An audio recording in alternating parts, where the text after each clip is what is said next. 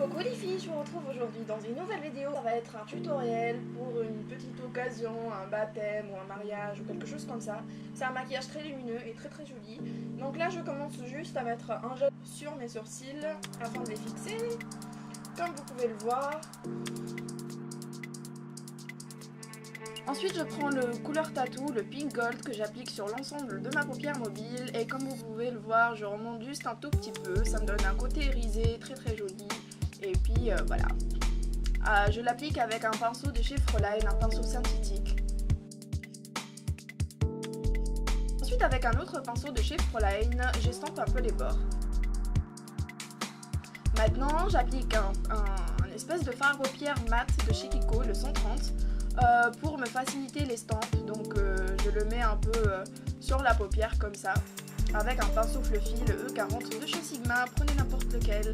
Là je prends un pinceau encore de chez ELF, le Angled Brush, et je prends un fard blanc irisé, et je l'applique sur le coin interne, on va dire, on peut aller jusqu'au milieu, je tapote un peu pour avoir de la pigmentation. Et c'est un fard qui vient de la palette de chez Fräulein 38, c'est une palette de neutre que j'aime vraiment beaucoup. Ensuite, pour le reste de la paupière, j'applique un fard à paupières rose. Enfin, c'est un rose clair, pastel. J'aime vraiment beaucoup cette couleur. Et là, j'applique une couleur un peu bois de rose sur le creux avec un pinceau fluffy. Voilà. Ensuite, là, je prends un post-it. Je mets mon pinceau sur l'aile de mon nez. Et je pose mon post-it pour avoir la virgule bien définie et très précise. Et ça donnera vraiment un résultat très joli.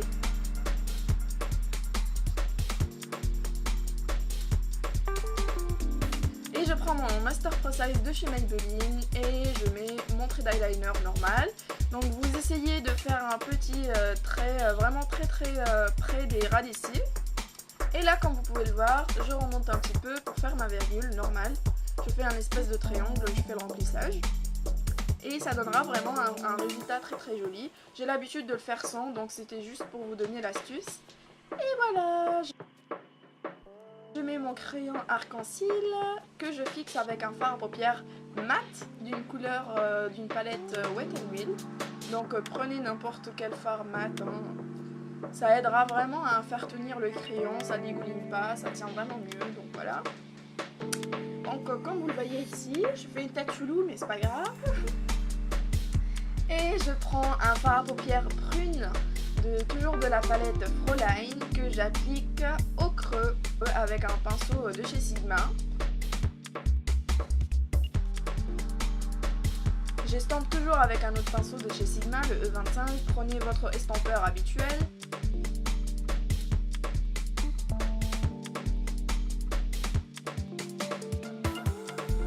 Et sous l'arcade, je prends toujours le même fard à paupières de tout à l'heure, que j'applique sous l'arcade sourcilière pour donner une petite touche de lumière.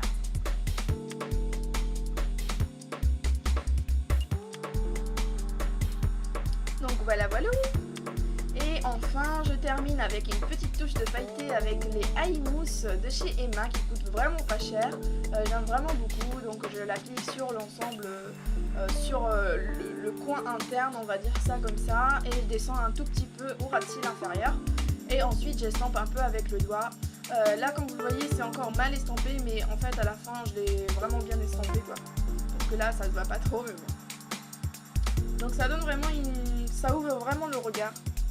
Et je termine avec une petite touche de mascara. Donc celui-ci c'est le Volumiant Cils de chez L'Oréal que j'aime vraiment beaucoup. Je mets juste une petite couche, ça suffit largement. Je l'aime vraiment pour l'aspect séparateur, on va dire ça comme ça, séparateur, est-ce que ça se dit? Séparateur.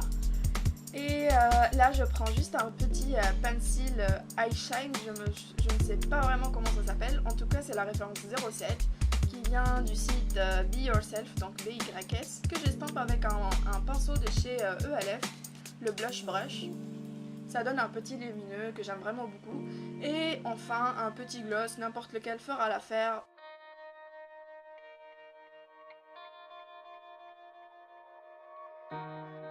Et enfin encore, pour ouvrir encore le regard, vaut mieux cacher les cernes, hein, on est bien d'accord. Tapotez votre eyeliner, n'étalez pas la matière, sinon votre anti-cerne ne servira à rien du tout. Donc là j'applique celui-ci, je le poudre pas parce qu'il sèche vraiment très vite. Il n'a pas besoin d'être poudré. Comme vous le voyez ici. Et voilà le résultat les filles. J'espère que cette petite vidéo vous a plu. Je vous fais d'énormes bisous et je vous dis à la prochaine vidéo. Bye bye, love you.